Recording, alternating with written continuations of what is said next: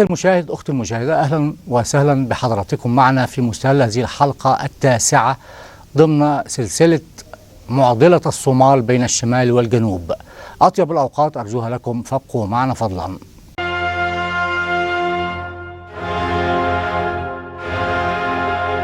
على الرغم من جلاء المستعمر الأوروبي عن معظم دول القارة الإفريقية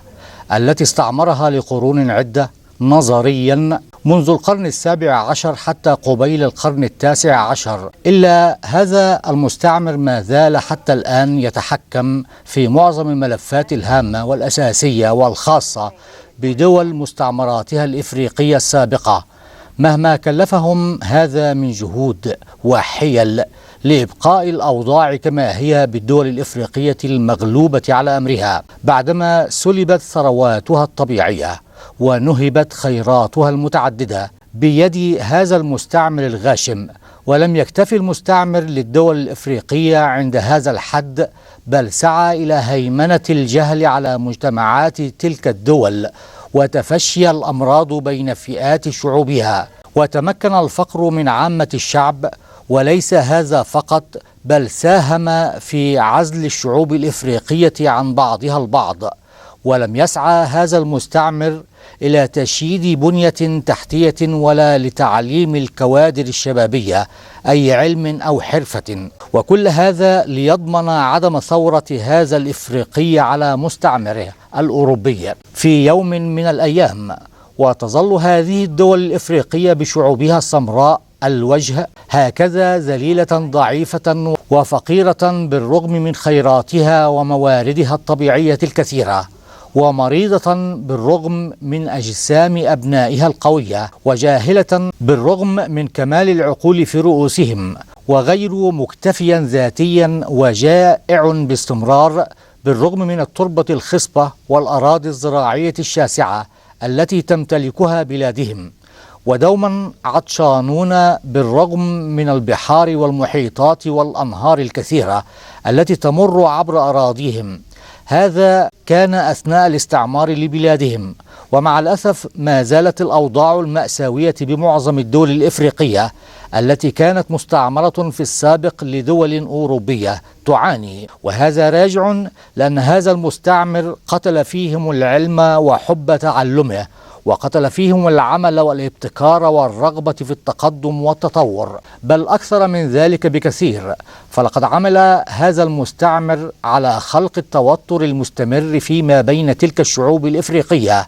لضمان سيادته هو فقط، متبعا نظام فرق تسد، بمعنى أن المستعمر روج للفتن والكراهية بين فئات الشعب الإفريقي الواحد لضمان استمراريته وهيمنته عليه لفترة أطول بقدر الإمكان. ألا يعد هذا المستعمر عنصريا ومتعصبا قذرا لأنه ليس بإنسان، بل هو حقيقة نوع ما غير معروف توابعه. فكيف لإنسان يحركه ضميره أن يسرق ثروات شعب بالكامل ولا يمنحهم الطعام الكافي، ولا يمنح أطفالهم تعليما مناسبا أو رعاية صحية ملائمة لشيوخهم أو نسائهم؟ فالواقع حقيقة الآن هو جلاء هذا المستعمر عن بلدان القارة الإفريقية نظريا فقط، لكنه ما زال يتحكم في محاورها وملفاتها الهامة حتى بعد مرور 100 عام على رحيل قواته العسكرية وأساطيله البحرية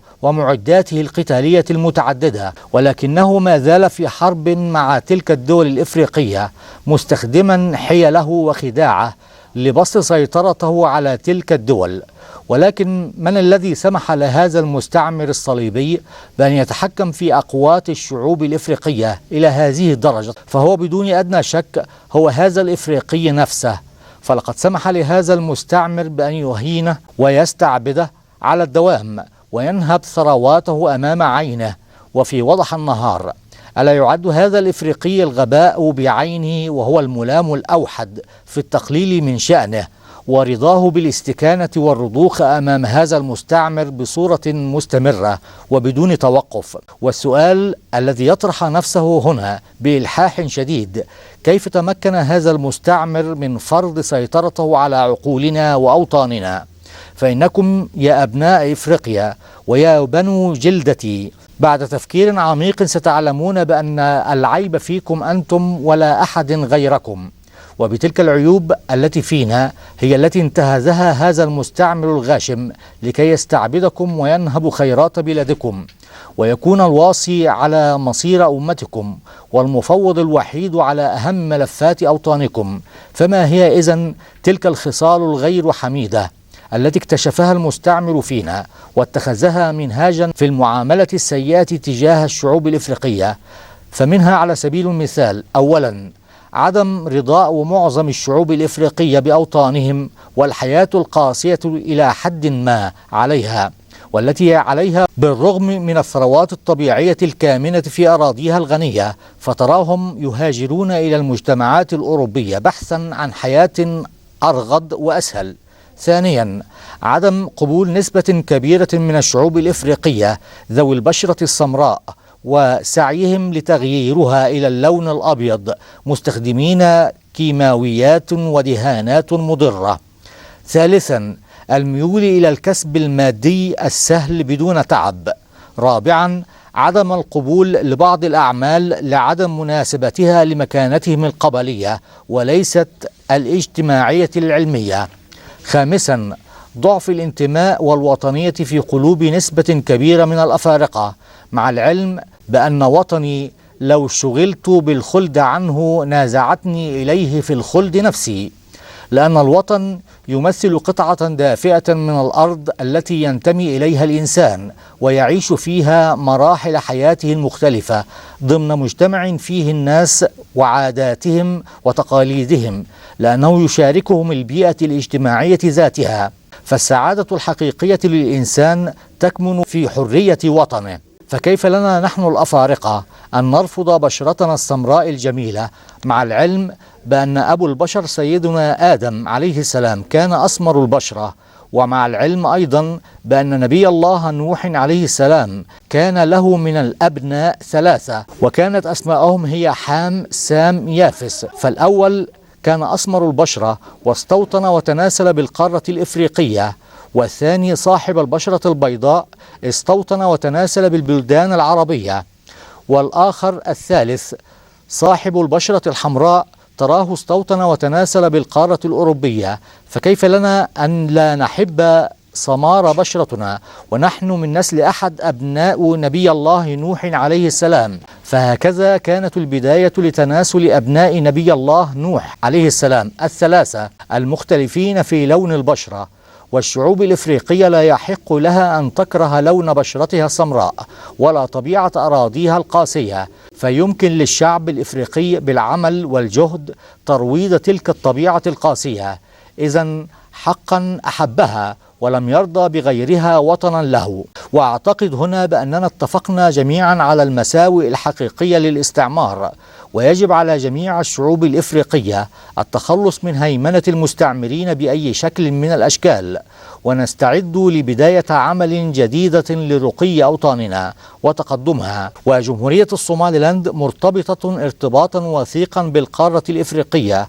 على الرغم من نجاحها في تثبيت دعائم الأمن على أراضيها، ولكنها متشابهة إلى حد كبير كمعظم الدول الإفريقية وهيمنة المستعمر البريطاني سابقا للصوماليلاند ومحاولة السيطرة على عدد من ملفاتها الهامة، مثلها كمثل الهيمنة التي يمارسها المستعمر الإيطالي على ملفات دول جنوب الصومال. فإذا كان لدى المستعمر الإيطالي خير تجاه شعب جنوب الصومال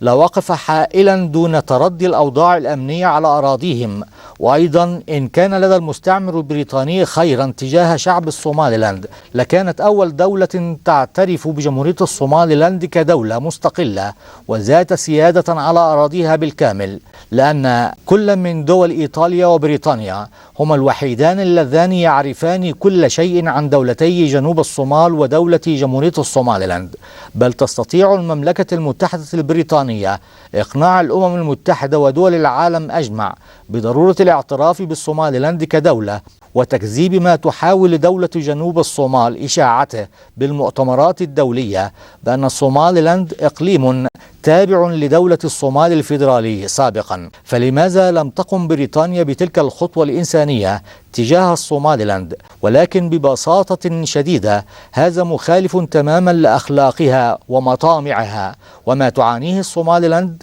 تعاني منه العديد من دول القارة الإفريقية، فكيف إذن للصوماليلاند وباقي الدول الإفريقية تحقيق وضع مناسب لها ليجعل الأمة الإفريقية قادرة على رفع إرادتها فوق مستوى أحلامها وأمانيها وقهرا للظروف المحيطة بها وهربا من هيمنة المستعمرين؟ لأن الأحلام والتمني بدون إرادة وعزم تعد نوعا من أنواع أحلام اليقظة، وهذا لا يساهم في نهضة أي وطن، وتباعا ستعم الفوضى أرجاء الأوطان. فنحن بحاجة ماسة لرؤية واضحة وشاملة لمستقبل أوطاننا بالقارة الإفريقية، ومبادرات دبلوماسية حكيمة وجريئة بالعمل والكفاح للتقدم والتطور، وعدم انتظار الخير والأمل من قبل المستعمر السابق لبلادنا، لأن هذا يعد غباء في غباء،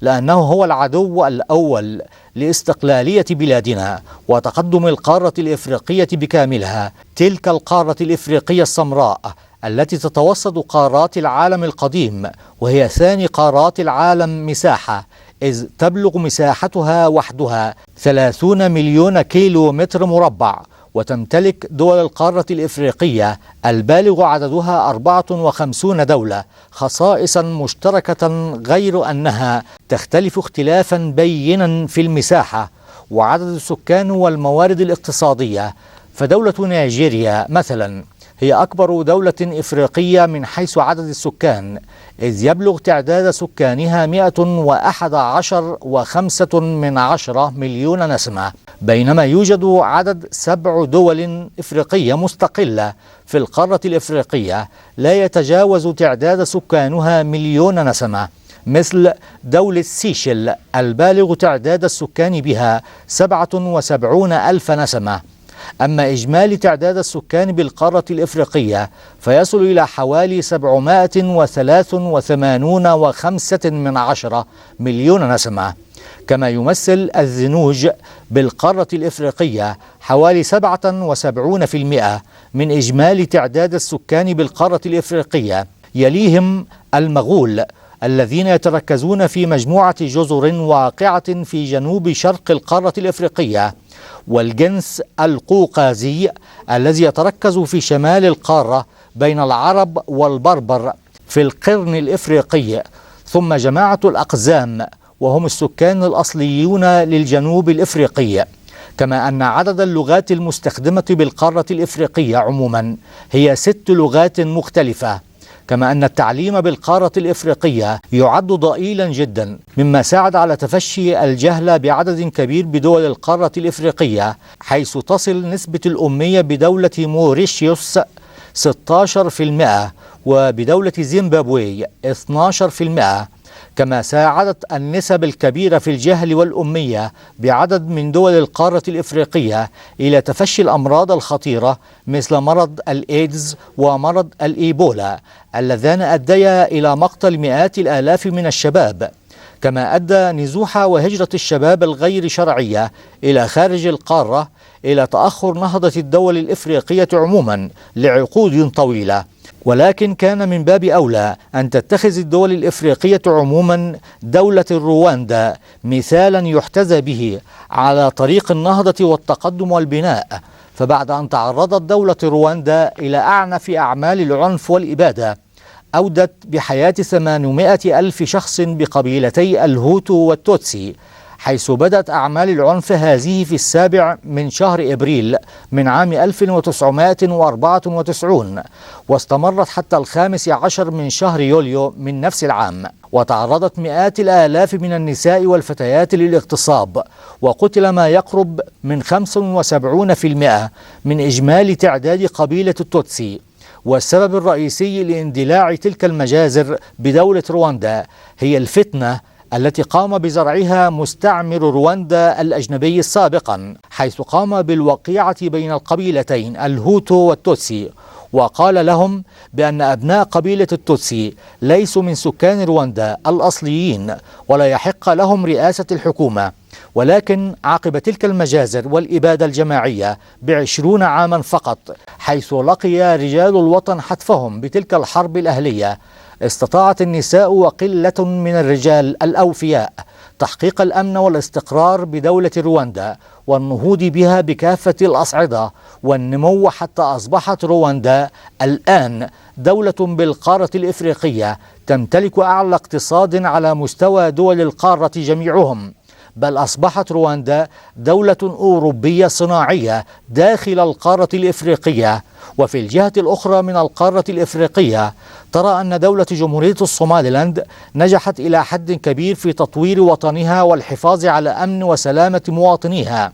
على الرغم من تجاهل المجتمع الدولي بها. وجمهورية الصوماليلاند تعد من بين دول القارة الإفريقية تستطيع أن تحقق المستحيل إذا أرادت ذلك بعزم شبابها وكافة مواطنيها من الأفارقة الذين إذا أرادوا شيئا حققوه وفعلوه، على العكس تماما لما فعله المستعمر للدول القارة الإفريقية إظهارا للعداء واللامبالاة منه تجاه شعوب الدول الإفريقية، حتى تردت أوضاع القارة بالكامل وانخرطت في حروب قبيلية وتعصبية أودت بمئات الآلاف من الأفارقة الأبرياء جراء التصارع على الحدود البرية والبحرية فيما بينهم، والذي لم يراعي المستعمر نشوب حروب تعصبية فيما بين مواطني البلد الإفريقي الواحد، ولعدم مراعاة أحقية مجموعة من السكان لمنطقة ما أو زيادة في الحدود على نقيض السكان الآخرون، كما أن هذا المستعمر لم يقم بتسجيل اتفاقية الحدود بالأمم المتحدة ضمانا لتجنيبهم صراعات مستقبلية بين مواطني البلد الواحد. فالزمان الذي تعيشه شعوب القارة الأفريقية وهي شعوب العالم الثالث يعيشون حياة تحول اجتماعيا سريعا، سواء كان ذلك التحول بالقارة الإفريقية أو بأمريكا الجنوبية أو في آسيا. ترى تلك الشعوب تعيش عالمين مختلفين ومنفصلين، عالم أصيل بإرثه الحضاري والثقافي العريق ممتد في الزمن إلى حضارات سادت وبادت العالم بأثره لفترات طويلة، ولكن ومع الأسف أصابها فيما بعد الوهن والجمود حتى الآن. أما العالم الآخر فهو عالم حديث براق يستلب العقول قبل العيون بثقافته المعاصرة الوافدة من الشمال عبر قنوات الرقمنة والتكنولوجيا، وبين هذان العالمان الاثنان تفصل بينهما هوة كبيرة جدا، وهذه الهوة ساهمت إلى حد كبير في ازدياد الأوضاع سوءا في معظم الدول القارة الإفريقية، كما ساهمت في تأخر وتخلف شعوبها لعقود كثيرة، بالإضافة إلى تعرض دول القارة الإفريقية إلى تغيرات مناخية كبيرة مصحوبة بموجة تصحر وجفاف أدت إلى ازدياد الأوضاع بدول القارة الإفريقية سوءا، وشملت تلك الأضرار الثروة الحيوانية والثروة الزراعية، وساهم في تهجير ملايين كوادر القارة الإفريقية من الشباب نازحين ومهاجرين بدون هدف نحو عالم مجهول، تاركين أوطانهم وديارهم ونسائهم وأطفالهم. فيا أسفا على إفريقيا. إلى هنا نأتي بكم ومعكم مشاهدينا الأفاضل إلى نهاية حلقة اليوم أو الجزء التاسع من معضلة الصومال بين الشمال والجنوب. نشكركم على حسن وطيب المتابعة، وإلى لقاء آخر يجمع بيننا. دمتم بأمان الله.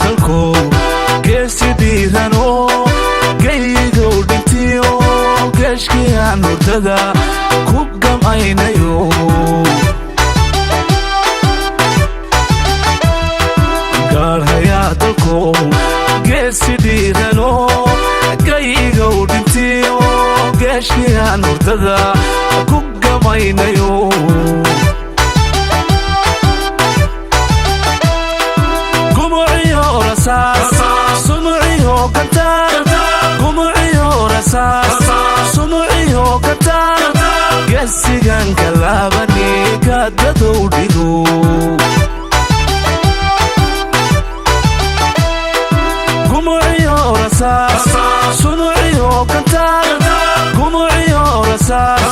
سمعي وقتار قسيقان كلابني كددو ديقو